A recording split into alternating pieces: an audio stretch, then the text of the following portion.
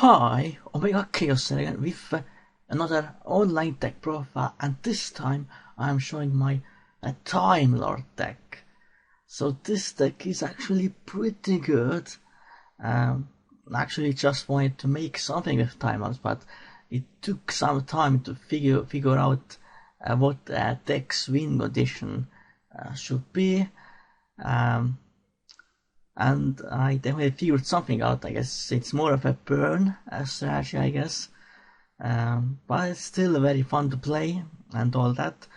Timers themselves are actually really good generically as well, because they have a lot of very good effects, and they can pretty much out almost any board. But unfortunately I can't use Sephiroth in the deck because it doesn't suit the deck at all, because of obviously Timelords go back to the deck in your standby phase, so you can't really get more things to the graveyard. So I guess let's go at this deck. So first I use a free Safi on the Timelord, a really good card. All the Timelords have effects that they cannot be plasma from the deck, and also if you control no monsters, you can normal summon them without tributing, and in your standby phase to go back to the deck.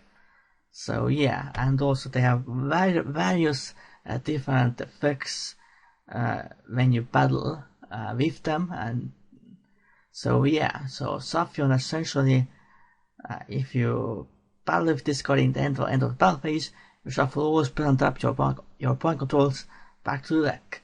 That's completely amazing, basically like Harpy's Fair Duster, but even better. And also if this card is sent from the field to the graveyard, you can also draw one card, so if it gets Kaiju or something like that. Then free Kami on the Timelord.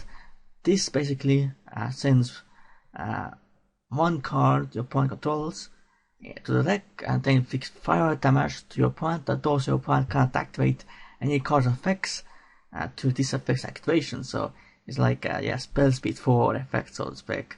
So yeah, your opponent can't respond with something like Infinity or Vortex Dragon, stuff like that. So yeah, really good. Then free Lassie on the Timelord.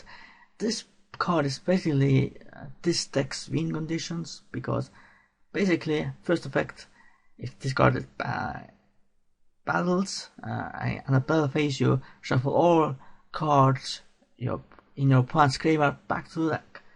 But the second effect is what is really relevant, that each time your opponent draws a card once per turn, your opponent is inflicted 1000 damage. So basically every turn your opponent draws 1000 damage, and also you have different cards in this deck that forces your opponent to draw cards. So that's really good, especially if you have 2 on the field. And it's actually possible to have 2 Timelords on the field with this deck, thanks to another really good card in the deck. Then only one side on the Timelord, because this Timelord is probably the weakest out of all of them. Basically, if this card is battled in the battle phase, and your life points is less than 4000, your life points becomes 4000. So basically, if your life points are really low, you can use it to gain your life points back, some of them at least. So definitely pretty decent, but you don't need more than one for sure. And then 2 meta on the Timelord. Obviously the first Timelord released.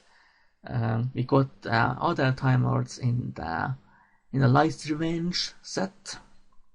So of course, I think you know what this card does.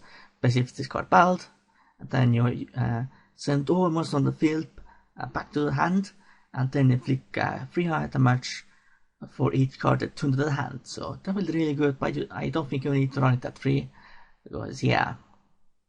And then pretty much the key card of this deck, Time Maiden.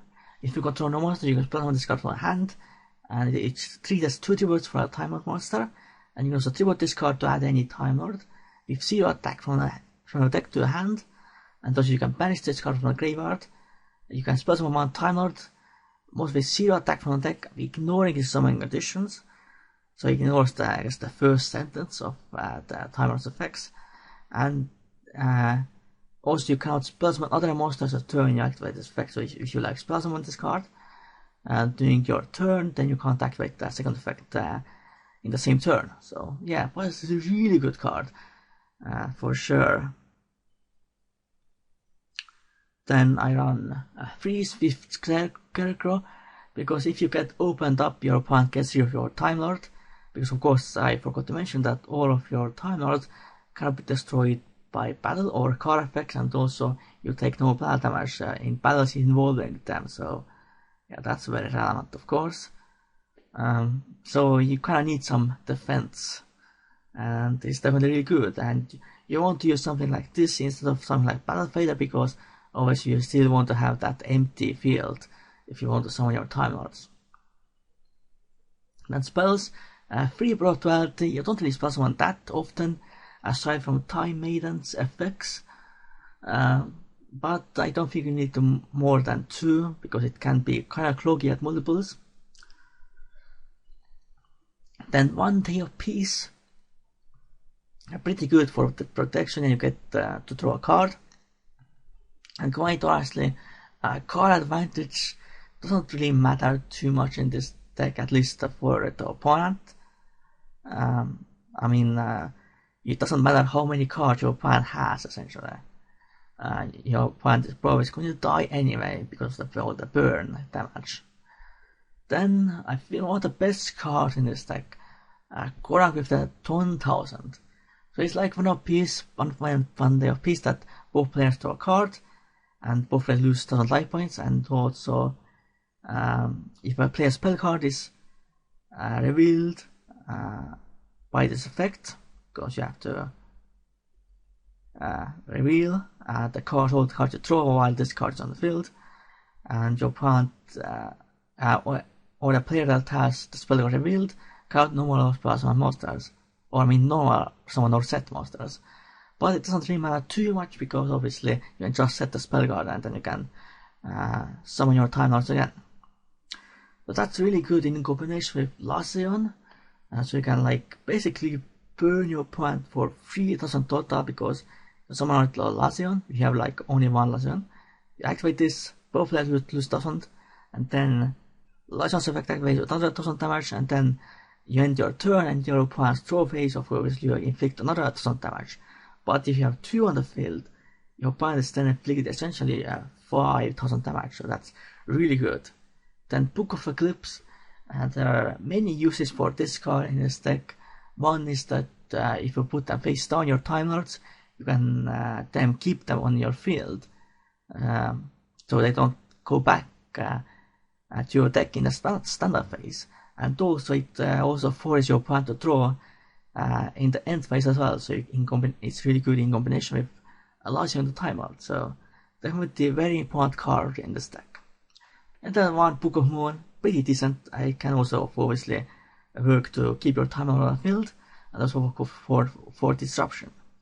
Then 2 Light Decrypted Redemption, pretty good card, basically to recycle your Time Maiden, because obviously this is the most important card in the deck. So definitely pretty good, but I'm not sure if I will keep it in, because it's really the only use for this card. So it can be like dead draw if you don't have access to Time Maiden. Then 1 full Sporeal to send Time Maiden into graveyard, and 1 for 1 of course spell summon Time Maiden. Then Traps, Torrential Tribute, because obviously Time Lords cannot be destroyed with card effects, so you can use this card very effectively. 1 Ring of Destruction because of that burn. Like any extra burn is really good in this deck, obviously. Then 3 Blazing Mirror Force, because obviously it's like Mirror Force with a Ring of Destruction type effect, so definitely really good in this deck.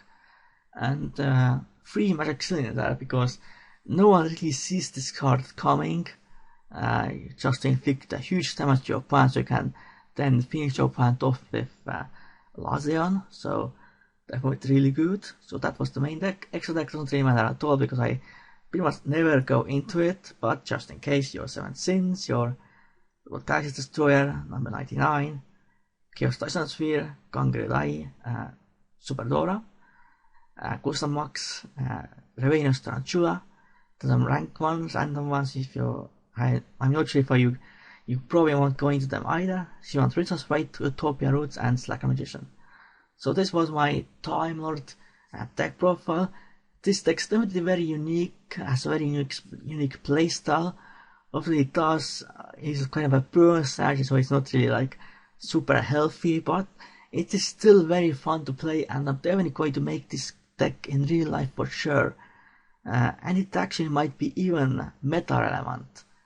And obviously Timers are definitely going to be used in side decks, for example Sophian, to like wipe out the back row and stuff like that.